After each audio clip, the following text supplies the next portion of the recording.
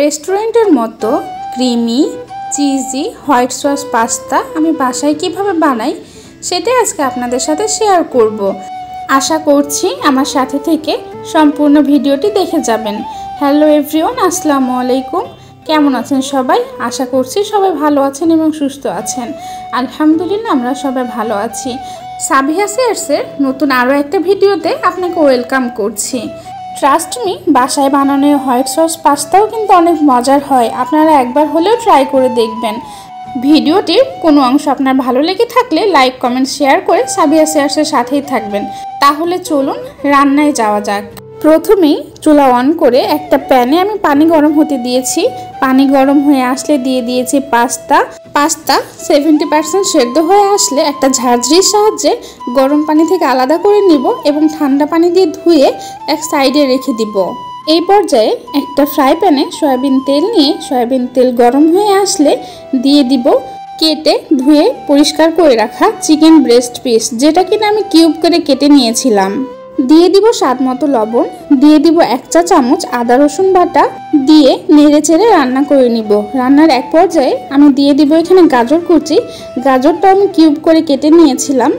এবার আমি হাই হিটে অনবরত নেড়ে চেড়ে রান্না করে নিব। রান্নার এক পর্যায়ে দিয়ে দিব পেঁয়াজের টুকরো। এখানে আমি পেঁয়াজগুলো 4 টুকরো করে কেটে নিয়ে একটা একটা করে স্লাইস করে নিয়েছিলাম। আপনারা এভাবে কেটে নিতে পারেন। সব কিছু 70% কুক করা হয়ে গেলে আমি তুলে নিয়ে এক সাইডে রেখে দিব।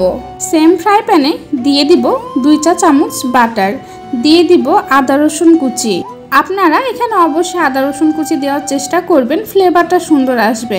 আদা রসুন কুচি হালকা ভেজে নিয়ে দিয়ে দিব 2 চা চামচ কর্নফ্লাওয়ার। আপনারা এখানে ময়দাও ব্যবহার করতে পারেন। এইবার একদমই লো আছে আমি কর্নফ্লাওয়ার হালকা একটু ভেজে নিব। দিয়ে দিব লিকুইড মিল্ক।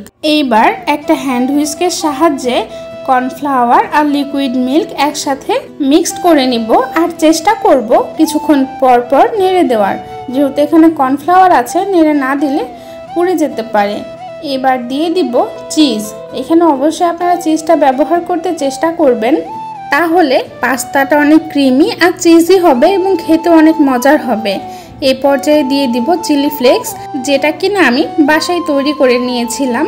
এবার নেড়ে চেড়ে সব কিছু একসাথে মিক্সড করে নিব। অবশ্যই বারবার নেড়ে দিতে হবে, না হলে কিন্তু পুড়ে যাওয়ার সম্ভাবনা অনেক বেশি থাকে। এই পর্যায়ে দিয়ে দিব গোলমরিচ গুঁড়া। এটাও কিন্তু আমি বাসায় তৈরি করে নিয়েছিলাম। আপনারা কিন্তু দেখতেই পাচ্ছেন আমি কিন্তু বারবার নেড়ে দিচ্ছি। নেড়ে না দিলে পুড়ে যাওয়ার চান্স অনেক বেশি থাকে, কারণ এখানে কর্নফ্লাওয়ার আর চিজ দেওয়ার কারণে সসটা অনেক ঠিক হয়ে গেছে, যার কারণে পুড়ে যাওয়ার সম্ভাবনা অনেক বেশি থাকে। রান্না কিন্তু এখনো কমপ্লিট হয়নি, তারপরে আপনারা দেখতে পাচ্ছেন সসটা কিন্তু অনেক ইয়াম্মি লাগছে। মনে হচ্ছে এখনই খেয়ে ফেলি, তাই না? যাই হোক, এই পর্যায়ে আমি দিয়ে দিব আগে থেকে ভেজে রাখা গাজর, পেঁয়াজ আর চিকেনের পিসগুলা। এইবারও আমি নেড়ে চেড়ে সব কিছু একসাথে মিক্সড করে নিব। মিক্সড করার এক পর্যায়ে আমি দিয়ে দিব 2 চা চামচ চিনি আর দিয়ে দিব পাস্তা মশলাটা, দিয়ে সব কিছু একসাথে আবারও মিক্সড করে নিব। এই পর্যায়ে কিন্তু আমার সসটা একদমই রেডি।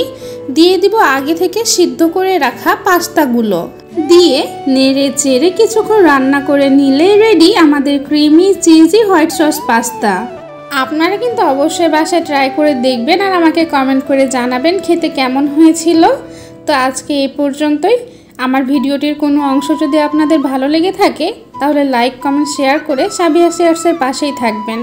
দেখা হচ্ছে নতুন কোনো ভিডিওর সাথে। ততক্ষণ পর্যন্ত ভালো থাকবেন, সুস্থ থাকবেন। আল্লাহ হাফেজ।